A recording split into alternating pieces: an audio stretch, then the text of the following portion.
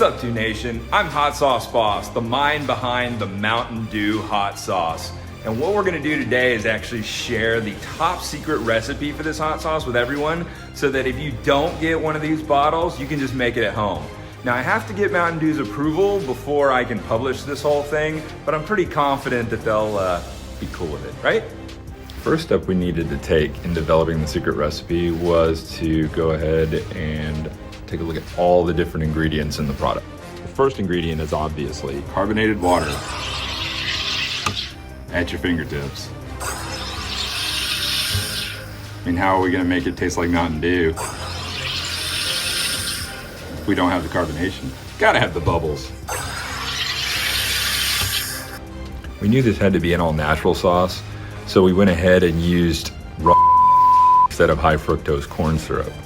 We created a syrup and then added to hydrolyze the syrup, give it more of a broad sweetness.